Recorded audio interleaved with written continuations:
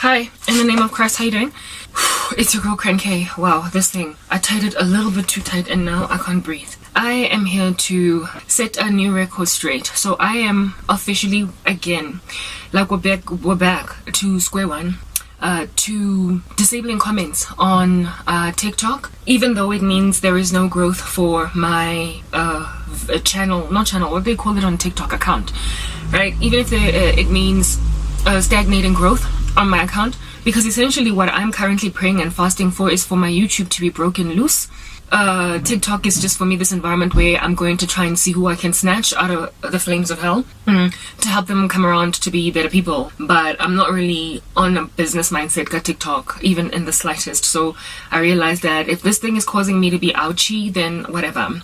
The comments section on but like the comments algorithm, how the comments interact with the algorithm on TikTok is different from YouTube, in that TikTok comments take your content far and wide, yonder, up and down mountains, frolicking about like a deer and a doe, whereas on YouTube comments mean nothing. With or without them, you're good. So there is this lovely Christian lady that I follow on YouTube. She is ever talking about the rapture. That is basically the niche of her content, and I love listening to her. And one thing she said in her videos really just sort of kind of caught my ear, and I was like, oh, that's such a lovely strategy, you know. She says that her husband is the one that reads her comments and deletes mean ones and leaves her to go into the beautiful meadow, frolicking up and down like a doe and a deer in that mountain and that valley. Yeah, on the good comments. People who basically don't speak smack in the comment section because they just like have a disease or something, right?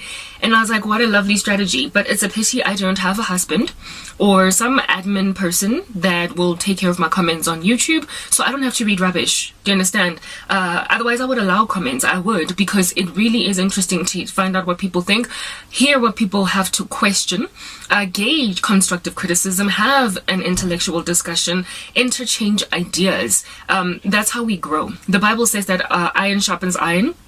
Just like iron sharpening iron, one man sharpens another. So it's really important to have comment sections on social media open for those reasons. But every so often, context, or uthola mean girls. The biggest thing for me is mean girls. I have a violent, virulent, exceptionally turbulent trauma in my bones from women mo odima agenda. They are literally sitting on some kind of agenda, and they're essentially kind of gnarling, gnashing their teeth, snarling, kind of growling when they watch your content. And sometimes they exercise self-control until one person says something negative and they literally pounce on you. It's like they were waiting for the perfect opportunity for somebody to speak smack. So you could even find where the first person or commenting didn't even say anything so much mara lo muntu uzoyigibela comment and just run into the meadows ngayo. I literally in molten lava and roll around in that mud. It is a disease. It is a disease, frankly. And Mina, personally, I am in a deep amount of squalor. My life is essentially nothing. I've been reduced to naught ash. And that is because the Lord is doing something with this situation. It is my testimony. And we overcome the devil by the blood of the Lamb and the word of our testimony. Do you understand? And so how it is that I'm going to conquer and overcome this is precisely through overwhelming the situation that I'm in right now. Usomandla ungilahlele in this situation as a test, mangiphuma ngizoba a flagrant, prolific testimony and an encouragement to anybody at all that likely might be going through what I'm going through. So essentially Satan ufuna ukuyithatha. So abantu abagcwele ngama issues, especially women, people who have got like strange issues that are sitting jefela in a corner biting their fingernails, they then decide hore the devil wabasebedisa who palama a bandwagon in some strange direction. This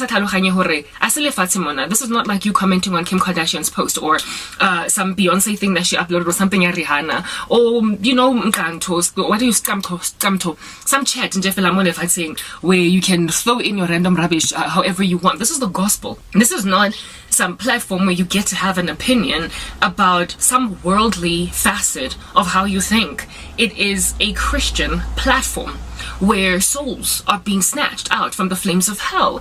And if your soul is in dire need of redemption, a constructive comment I will take in my stride. One where you are questioning certain things. Like there's this one girl commenting in one of my videos on some, I'm innocently just asking, I had a piercing on my lip and I took it off because I felt like maybe as a Christian woman I'm not supposed to do so. Just let me know what your thoughts are around it, because I can see you're also kind of pierced.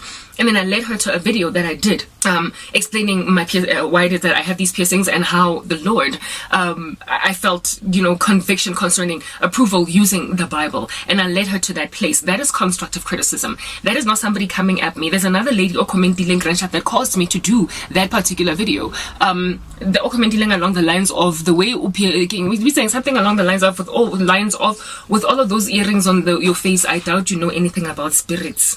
Yeah, those are two different comments. It's two people talking about my piercings, but the one, Nyamtata, she's palatable. I can handle because akako rude and ubuza innocently afunuga sikrensha ugan peka in issue. But another one on this side in the fella, it's just we are pouncer, and it's always women.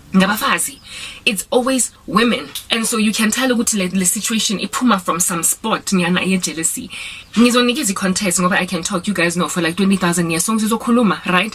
I come from a history, right, where guys ngilahlekelwe ngabangani bonke, do you understand? And literally most of my family, because of the spirit of competition and jealousy, and ngamhlanje bangibukile waiting to see what's gonna happen with this abayenzi anything. They are literally dead in a corner, shrouded by some kind of a clandestine entity that is causing them to be content with the decimation of a person they ought love, and inspired by nothing but umona lo. Bayekela umuntu ukuthi ashone in a corner, flap like a fish just outside of the ocean, literally about to breathe its last.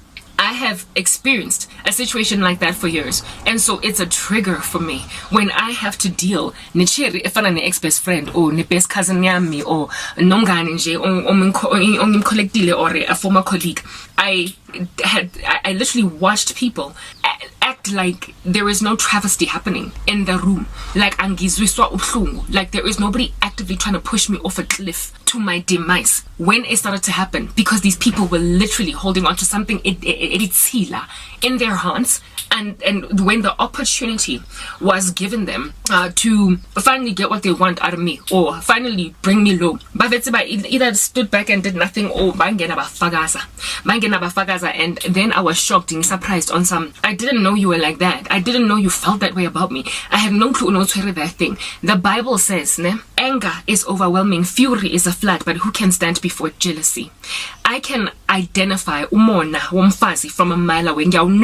It smells, it stank just as bad as a bomb being dropped in the bathroom by umuntu ophethwe diarrhea. It stank. I can pick it up. The way I comment ngakhona, the way I akhuluma ngakhona, the way ngibuka ngakhona, the way I react ngakhona abanye abantu bangizwisa ubuhlungu. Ngiyayibona, I can pick it up, and there was a time when I could handle ngidile. Right, and just take it in my stride. Okay, ngoba mengsase right la empilweni. But now that same thing has literally decimated my life and made out of me basically nobody, a worthless woman that is gathering dust, going nowhere. I have lost an entire decade of my life because of the cherries something and I call them friends, I call them bokazi, I call them unjan auntie. I literally was good with these people, and I thought ukuthi if anything at all eyenzakala empilweni yami ngizoba nabo for a supporting shoulder, bangibonisa ama flames yazwa bangisurprise. So now ngiyazi mangibona lento lena, it makes me shake.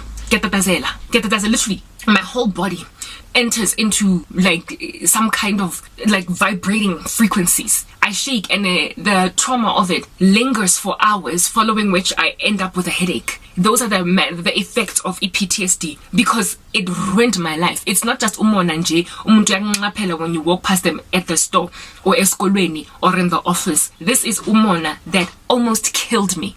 I've got freaking trauma.